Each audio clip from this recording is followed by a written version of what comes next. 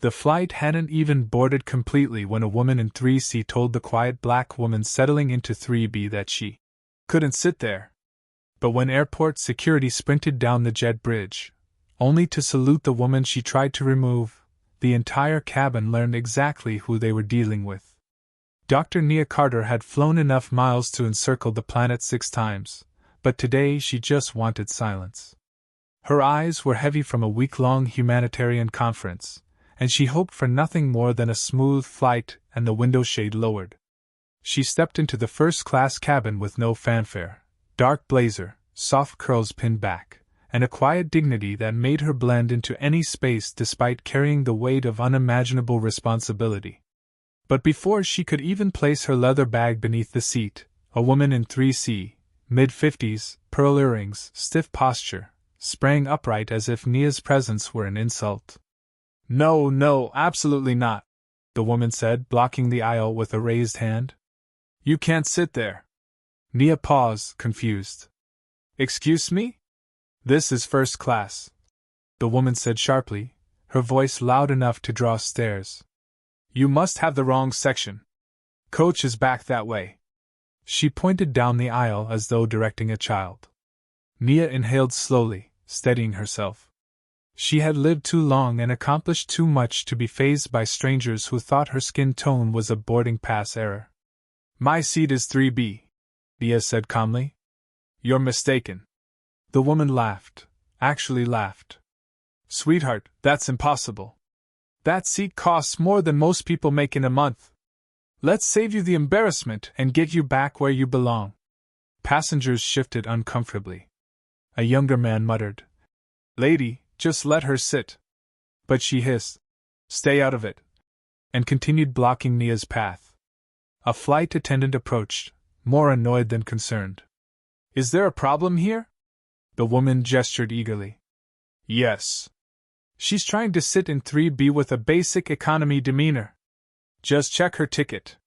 Nia handed over her boarding pass with steady fingers. The attendant scanned it, frowned, scanned again, and then the worst possible phrase slipped from her mouth. I need to verify something with the front. The entire cabin exhaled in irritation. Nia's expression tightened, not of guilt, but of exhaustion, the kind that comes from countless repeated moments of being challenged where others are welcomed. The woman in 3C folded her arms triumphantly. See? I knew it. But before the attendant could step away, the jet bridge door slammed open so hard it rattled the overhead bins. 4 airport security officers rushed in, followed by a stern-looking supervisor, and the energy in the cabin changed instantly. Passengers tensed. The woman in 3C smirked, whispering, Finally, they're here for her. But she couldn't have been more wrong. Every officer's eyes swept the cabin until they landed directly on Nia, and the shift in their demeanor was instantaneous. The lead officer, broad-shouldered, decorated, and clearly in charge, straightened to full height. Then he lowered his head in a formal, unmistakable salute.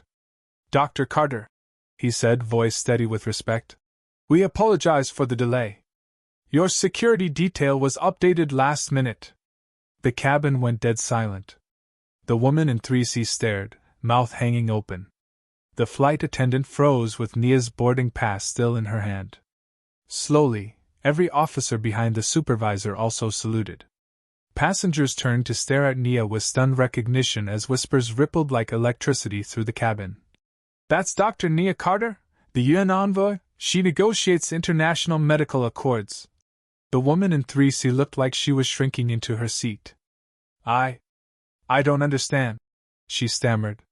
The supervisor stepped forward with a tight, polite smile that masked the frantic energy in his eyes.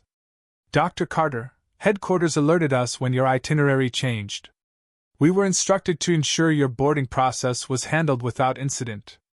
His gaze flicked pointedly toward the woman in 3C, then the attendant. It seems we failed in that responsibility. Nia said nothing at first, just sat quietly in 3B, hands folded, grief lingering beneath her calm. She never asked for attention.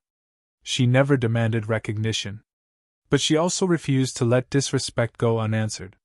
There was an incident, she said softly, and those 4 words carried more weight than shouting ever could. The supervisor bowed his head.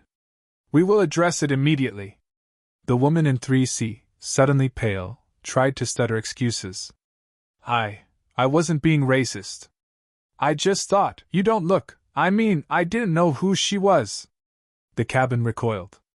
A man behind her muttered, "Doesn't matter who she is." The supervisor agreed. "Respect is not conditional." The officers escorted the woman from her seat, not forcibly, but firmly, without negotiation, while she sputtered protests no one cared to decode. The attendant tried to disappear, but the supervisor turned to her next. "We will be speaking after this flight," he said, and her face drained of color. When they were gone, the cabin exhaled as if released from tension. Nia looked out the window, blinking back the frustration she'd carried all morning. She never needed applause, but the understanding nods from fellow passengers felt like a balm.